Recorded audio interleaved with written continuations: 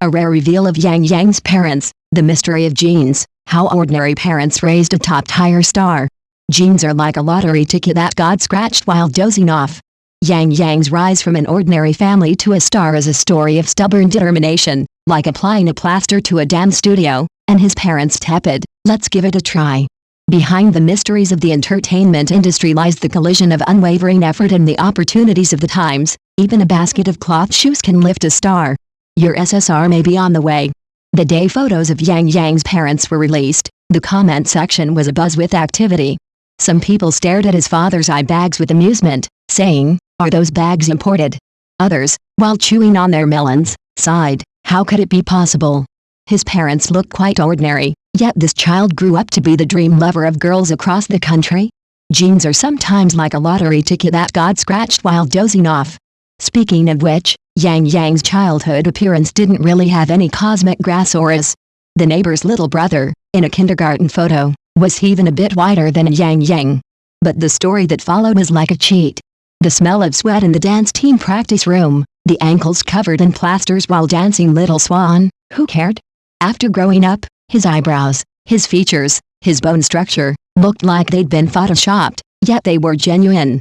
Not to mention netizens, even his own family members sighed, life is truly mysterious.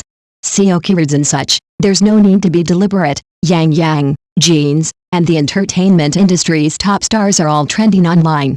Interestingly, as soon as the photos came out, the internet was divided into two camps. Some said that the parents of handsome guys are all similar, ordinary people, with the occasional miracle. Others disagreed, believing it was just artificial packaging.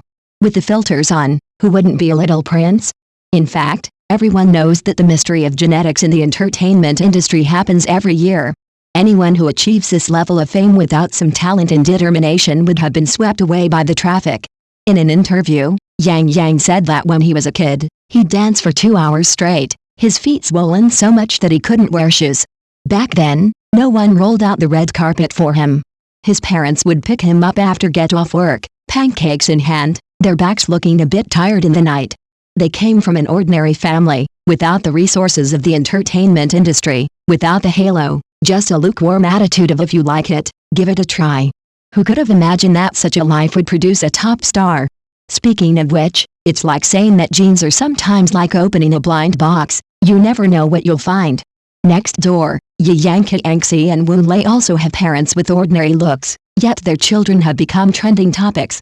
Some wonder if this means that both beauty and temperament can mutate. There's no need for such grand principles. In the entertainment industry, you need both hard work and talent to survive. Look at Yang Yang, his transition from dancer to actor.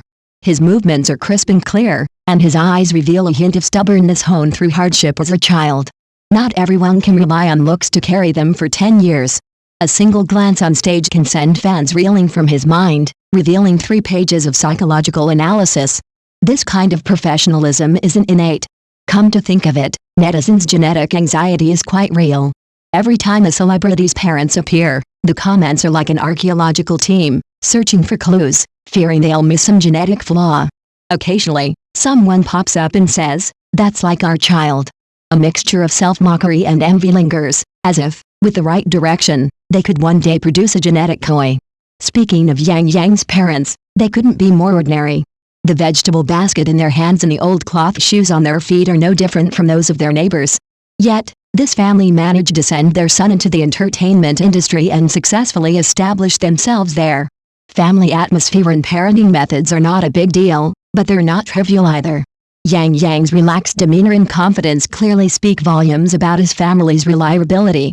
What do you think a top star needs?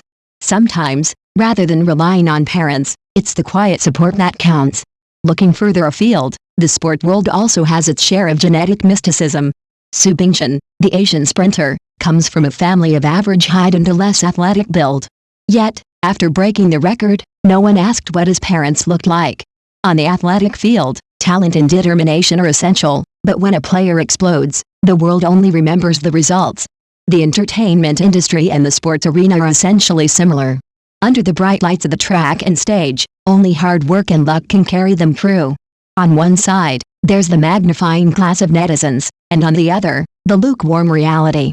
The photo of Yang Yang's parents serves as the perfect footnote. Some see it as the rebound of an ordinary family, while others dwell on under-eye bags and nose bridges, analyzing them for ages as if they can crack the genetic code. But life isn't so scripted, it's more about the bustling atmosphere of the market and the delivery boxes downstairs. Genetic mystique in the entertainment industry is nothing new. Looking back through history, countless celebrities are the product of ordinary parents and unexpectedly surprising children. When it comes to talent, hard work, and the opportunities of our times, all are essential. Few, like Yang Yang, have managed to turn the phrase ordinary family into a trending topic. As for my opinion, I prefer to believe that ordinary families can also produce top stars.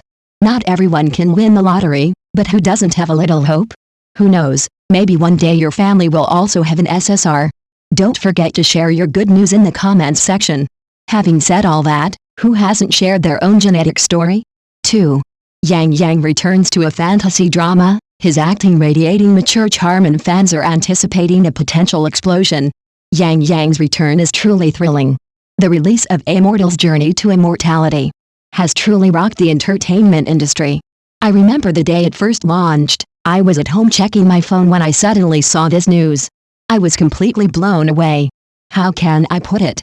After all, Yang Yang has been quite low-key in recent years, and his past few works haven't been particularly successful, but I've always felt he has a lot of potential in acting.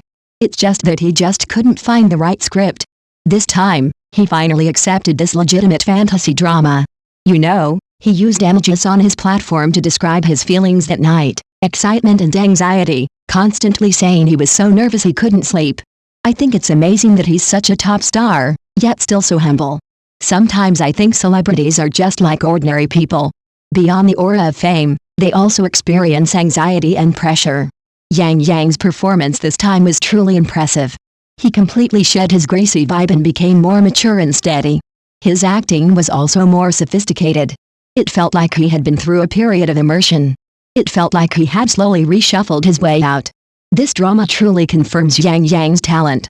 To be honest, I've always thought Yang Yang had potential, given his many roles, but he's never really caught on. This time, I really feel like he's got some serious talent. Furthermore, Yang Yang's portrayal of Hanli is instantly recognizable in his period costume. He bears a striking resemblance to the Hanli from the original novel. His dancing moves are crisp and clear, his demeanor is upright, and he exudes an air of ethereal grace. There's absolutely no cheesy quality to his performance. Let me tell you, Yang Yang's spellcasting and fighting scenes are incredibly powerful. His movements are crisp and powerful. Watching them made me feel like I was actually there. The opening scenes are dazzling, and the momentum of his spells is just as impressive as a blockbuster movie.